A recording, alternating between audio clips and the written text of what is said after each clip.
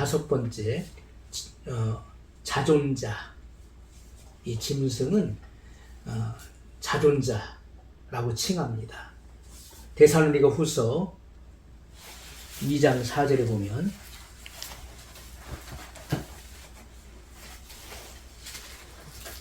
이 성경이 얼마나 우리에게 구체적으로 설명하고 있는지, 저는 대적하는 자라 범사에 일컫는 하나님이나 숭배함을 받는 자 위에 뛰어나 자존하여 하나님 성전에 앉아 자기를 보여 하나님이라 하느니라. 이렇게 저는 대적하는 자라. 누굴 대적합니까? 위로는 하나님을 대적하는 자예요. 지극히 높으신 하나님을 대적하죠. 그리고 아래로는 성도들을 괴롭히는 자예요. 자, 이렇게 하나님을 대적하는 이 적그리스도. 자, 그는 어떤 자입니까? 범사에 일컫는 하나님이라. 숭배함을 받는 자 위에 뛰어나 자존하여 하나님 성전에 앉아 자기를 보여 하나님이라 하느니라. 어떤 사람들은 제3 성전이 어디 있습니까? 이렇게 제3 성전 그런 건 없다라고 주장하는 사람이 있어요. 그러나 이것은요, 장차 7년 대환란 후 3년 만에 가서 적그리스도가 그 제3 성전에 앉아서 자기를 하나님이라 이렇게 부르면서 사람들로 하여금 숭배케 하는 것입니다. 자기를 참배케 할 것입니다. 그래서 이 적그리스도를 하나님이라 칭하고 적그리스도의 그 우상, 짐승의 우상에게 경배 찾는 자는 며칠 뒤 다 죽이는 그런 참극이 일어나게 되는 것이죠. 요한계시록 13장 6절에 보면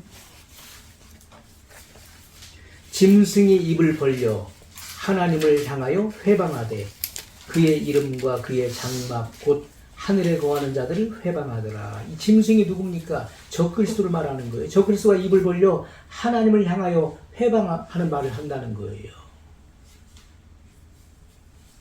자, 다니엘서 11장 36절에도 보면 다니엘서 11장 36절에 보면 이 왕이 자기 뜻대로 행하며 스스로 높여 모든 신보다 크다 하며 비상한 말로 신들의 신을 대적하며 형통하기를 분노하심이 쉴 때까지 하리니 이는 그 작정된 일이 반드시 이룰 것이니라.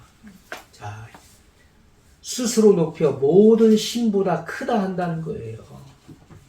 모든 신 위에 자기가 신이라 이렇게 자칭하는 것입니다. 비상한 말로 신들의 신을 대적한다. 신들의 신이 누굽니까? 하나님을 말하는 것이죠. 하나님을 대적한다는 거예요. 자, 적그리스도의 태도는 자만과 무신론인 것입니다. 천상천하에 자기밖에 높은 자가 없다는 거예요. 자기가 천상천하에 가장 높은 자라고 자랑한다는 것입니다. 스스로 자칭 하나님이 되어서 모든 사람으로 하여금 강제로 참배케 하는 것입니다. 자기에게 참배케 해요. 이것이 하나님 보시기에 가증한 일인 것입니다. 마태복음 24장 15절에 보면 그러므로 너희가 선지자 다니엘의 말한 바 멸망에 가증한 것이 거룩한 곳에 선 것을 보거든 읽는 자는 깨달을진저. 멸망에 가증한 것, 바로 적그리스도를 말하는 적그리스도. 이 적그리스도의 우상이 제3 성전에 세워지게 되는 것입니다. 여섯 번째, 짐승. 이 짐승이라고 불려지는 거예요. 요한계시록 13장 1절로 2절을 보면 내가 보니 바다에서 한 짐승이 나오는데 뿔이 열이요 머리가 7이라. 그 뿔에는 10면류관이 있고 그 머리들에는 참남된 이름들이 있더라. 내가 본 짐승은 표범과 비슷하고 그 발은 곰의 발 같고 그 입은 사자의 입 같은데 용이 자기의 능력과 보호자와 큰 권세를 그에게 주었더라. 자, 바다에 산 짐승이 나온다. 이 열방과 이 열국 민족들 가운데 한 사람이 등장하는 거예요. 이게 바로 적그리스도를 말하는 것입니다. 자, 뿔이 10이요 머리가 7이라. 그리고 그 뿔에는 10면류관이 있다는 거예요. 이것은 하나님이 보시는 이 적그리스도의 행동은 짐승과 같다. 짐승. 다른 말로 인면수심이에요. 모습은 사람인데 그 마음은 짐승이라는 것입니다. 짐승 같은 인간이에요. 이 뿔이라고 하는 것은 10뿔이 있죠. 자, 이 뿔은 권세를 말하는 권세. 그리고 머리가 7이에요. 이 7머리는 바로 지혜를 말하는 것이 정치적 정치적 지혜를 말하는 거예요.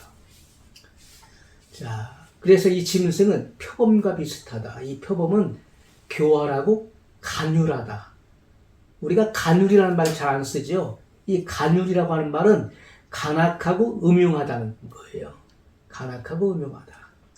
또 곰에 밝았고 그 발은 곰에 밝았다. 곰은 잔인무도하죠. 더할 수 없이 잔인하다는 거예요. 갈기갈기 찢어놓지 않습니까? 그리고 그 입은 사자의 입 같은데 사자는 잔인함과 악독을 말하는 거예요. 그래서 베드로서에서도 그 마귀가 우는 사자와 같이 삼킬자를 두루 찾는다 이렇게 말씀하고 있죠. 자, 이것은 이 적그리스도의 전체적인 그런 모습을 보여준 것입니다. 짐승 중에서도 맹수에 비유하고 있잖아요. 맹수. 이 적그리스도는 맹수와 같다. 7번째, 666이다. 자, 이 666은 암호를 말하는 것입니다. 요한계시록 13장 17절로 18절의 말씀을 보면 누구든지 이 표를 가진 자 외에는 매매를 못하게 하니 이 표는 곧 짐승의 이름이나 그 이름의 수라. 지혜가 여기 있으니 총명이 있는 자는 그 짐승의 수를 세어보라. 그 수는 사람의 수니 666이니라. 자, 대환란의 때에 적그리스도는 그의 정체를 숨기기 위해서 암호를 사용하는데 그 수가 666이라는 것입니다. 6은 마귀의 숫자죠. 그래서 이 마귀는 이 666은 마귀, 적그리스도, 거짓 선지자, 이 삼자일체 조직체를 말하는 것입니다. 이것은 성부, 성자, 성령, 삼위일체 하나님을 모방하는 것입니다. 자, 이 이름의 수의 표는 짐승을 대표하는 것이다.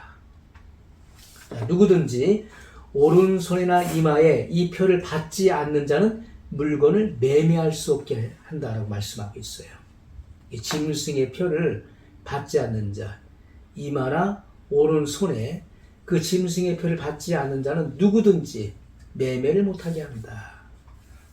자, 이것은 통제 경제를 말하는 통제 경제. 통제 경제를 통해서 땅에 거하는 모든 자로 경제 활동의 자유를 제한시킨다는 것입니다.